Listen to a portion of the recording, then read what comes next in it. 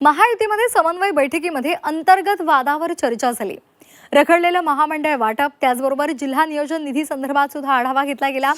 जिल्ह्यातील निधी वाटपाचा फॉर्म्युला ठरलेला आहे अशी सुद्धा माहिती मिळते।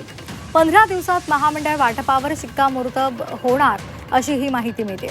महायुतीच्या समन्वय समितीची रात्री बैठक झाली आणि या बैठकीमध्ये मुख्यमंत्र्यांनी मार्गदर्शन केलं। त्याचबरोबर दोन्ही उपमुख्यमंत्री सुद्धा यावेळी उपस्थित होते। विविध महत्त्वाच्या मुद्द्यांवर या बैठकीमध्ये सखोल चर्चा झाली। राज्यातील रखडलेली महामंडळ आणि जिल्हा नियोजन समितीच्या निधी वाटपाचा आढावा या बैठकीमध्ये घेण्यात आला। वारंवार सूचना देऊनही स्थानिक स्तरावर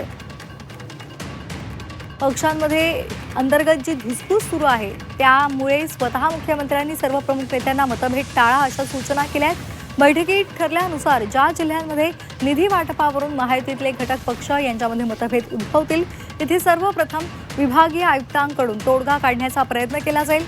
तिथेही तोडगा नाही निघाला तर समन्वय समितीच्या पातळीवर निर्णय घेतला जाईल आणि तरी सुद्धा वाद मिटला नाही तर अंतिम निर्णय मुख्यमंत्री आणि दोन्ही उपमुख्यमंत्र्यांच्या उपस्थितीत घेतला जाईल असं त्यांनी सांगितलं। तसंच महामंडळ वाटपासंदर्भात पुढील 15 दिवसात निर्णय घेतला जाईल अशी माहिती सुद्धा त्यांनी दिली आहे। यावर एक नजर टाकूयात ग्राफिक्समधून नेमकं काय घडलं या बैठकीमध्ये। महायुती समन्वय बैठकीमध्ये अंतर्गत वादावर चर्चा झाली। रखडलेलं महामंडळ वाटप जिल्हा नियोजन निधीचाही आढावा घेतला गेला। 15 दिवसात महामंडळ वाटपावर शिक्कामोर्तब होणार आहे अशी माहिती मिळते। महामंडळ वाटपासाठी अजून 1 ते 2 बैठका होण्याची शक्यता आहे।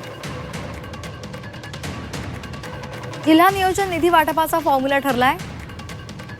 70% निधी आमदारांना, उर्वरित 30% पालकमंत्र्यांच्या हाती असेल। निधीवरून मतभेद झाल्यास आयुक्तांकडून तोडगा काढला जाईल।